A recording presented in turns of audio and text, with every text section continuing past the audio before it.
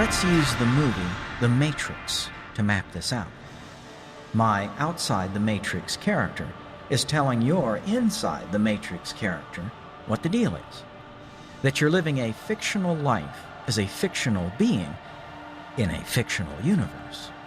I'm not saying you should break out of the Matrix, just that you can have an unimaginably better experience of your existence within it if you understand the wholly fictitious nature of it. Most people, of course, have no idea or have only a conceptual grasp. But The Matrix is just a movie, she says.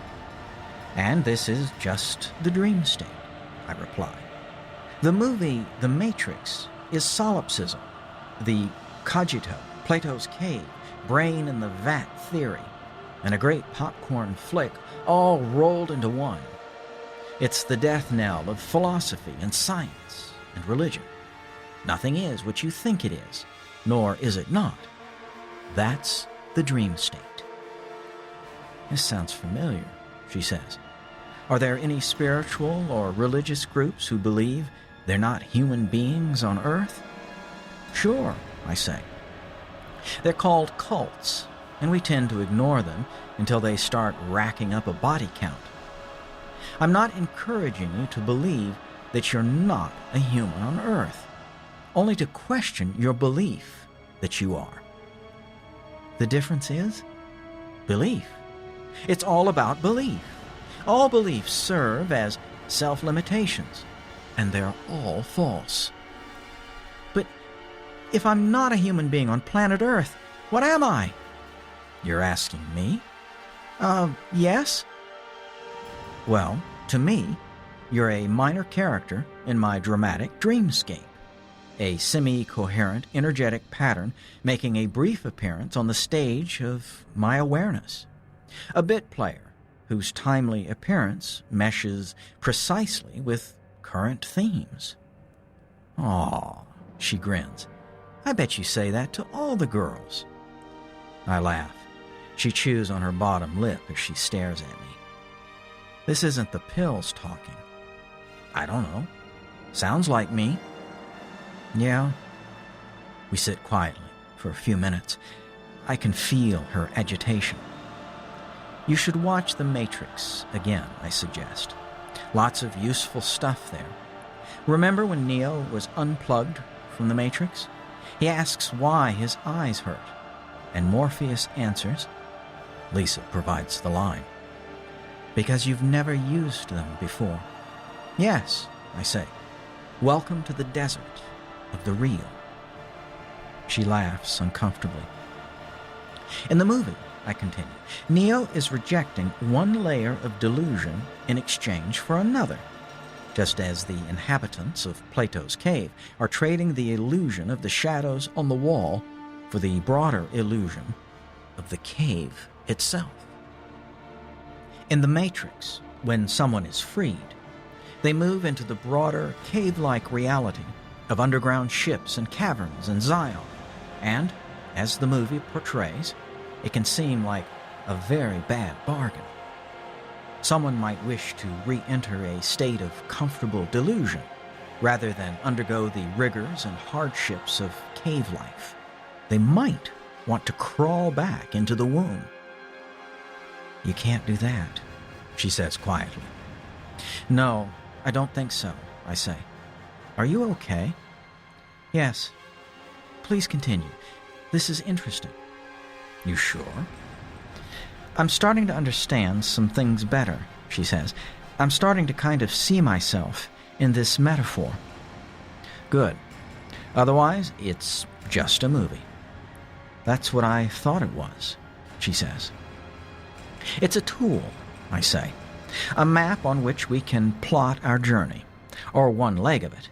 If the Neo character were really trying to awaken from the dream state, he wouldn't have accepted the subterranean world of Morpheus and Zion and freedom fighter drama so easily. He'd have recognized it as merely another layer of delusion and kept going. Further, she says. Exactly. Always further.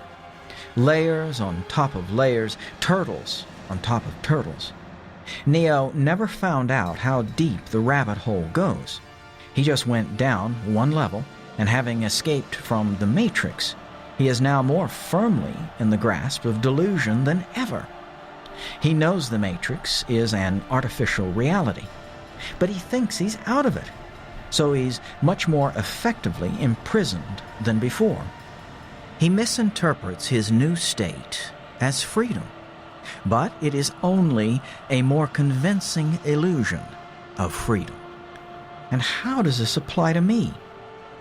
This is your situation. She checks her notes. Now I'm more firmly in the grip of delusion than ever? Meaning? Meaning you've spent your discontent. You've fired your rockets, and here you are. She frowns. This isn't negative, I say. This is good. You may not be happy and well-adjusted yet, but you're definitely in the right place. You got out of the place where you didn't want to be, where you'd rather die than stay, and now you're awakening within the dream state. But not from it? No, your discontent wasn't of that nature.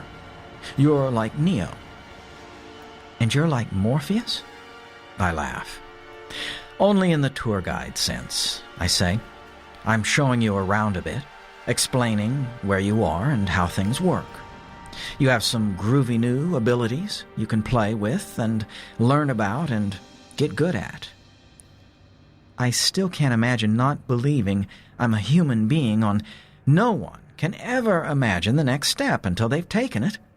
Every barrier seems impassable until the time comes when all other choices have dissolved, and it's forward or perish.